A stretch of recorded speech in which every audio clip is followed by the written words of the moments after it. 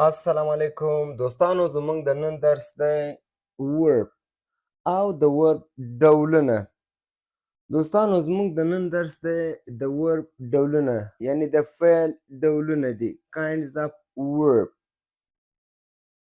په دې کې نن موږ زده کوو transitive verb او موږ ورسره زده کوو object.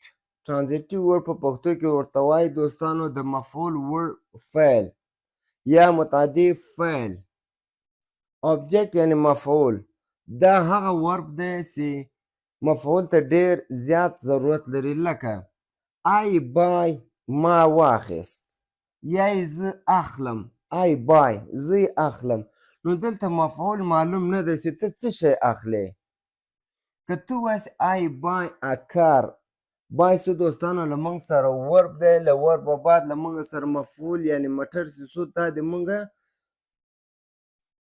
transitive verbs، ځکه transitive verb مفعول ته ډیر زیات ضرورت لري. نو موږ دا په ویډیو کې مخته نور تاسو ته تشریح کوو. که چیرې داسې وي تاسو زموږ چینل کې نوي یاست، چینل د سره لایک، سبسکرایب او شیر کړئ. نن موږ زده کوو دوستانو transitive verb او object.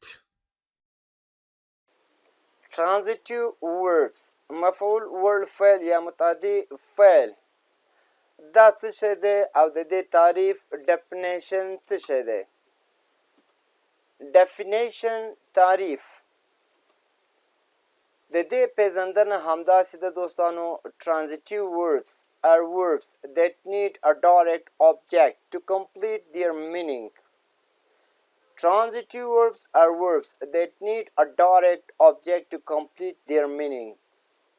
دا هغه فعل دی چې مفعول ورته ډیر زیات ضرورت لري، یعنی بغیر مفعوله دا ورب هیڅ مطلب هیڅ معنا نه لري. لکه I buy زه اخلم، نو دلته معلوم نه دی ستا څه شی واخیست، مفعول یې معلوم نه دی. I buy a car ما یو موټر واخیست، نو په دې جمله کې دوستانو کار چې څو د مونږه object ده او زمونږه transitive verb سو. د دې جوړښت فرموله ده، فارمولا د دې transitive verb یا فرمول یا جوړښت دی subject جمع یا پلس transitive verb جمع یا پلس object، فاعل مفعول ورب فعل مفعول. لکه he eats an apple، he eats an apple هغه مڼه خوري. همدلته دوستانو لمونږه سره he سو subject ده، eats transitive verb ده، an apple دا لمونږه سره object ده. نو دا دوستانو زمونږ د transitive verb پیژندنه وه.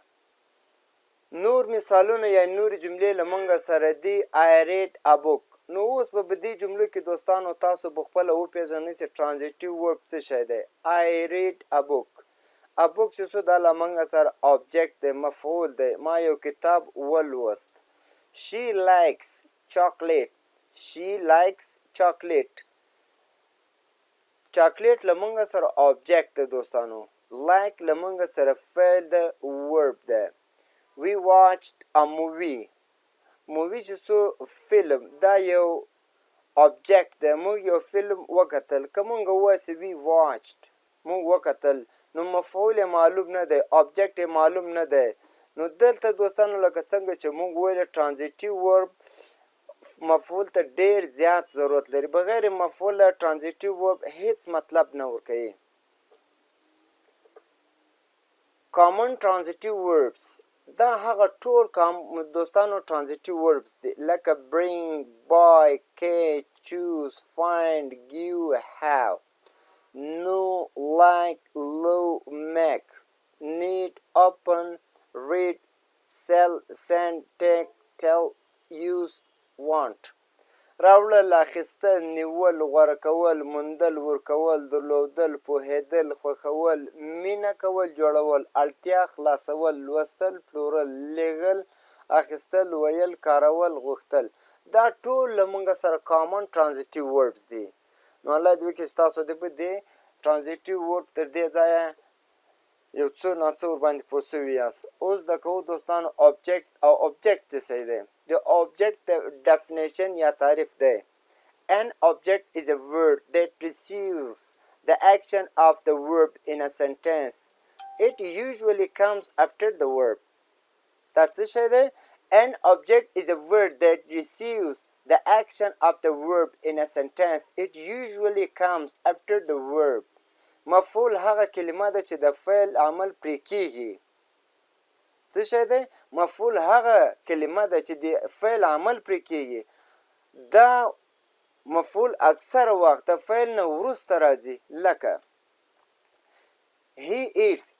دوستانو دلته له موږ سره فعل ورب د eats دا یو فعل دی. له هغه نه وروسته an apple دا له موږ سره object ده. هغه یوه معنی خوري.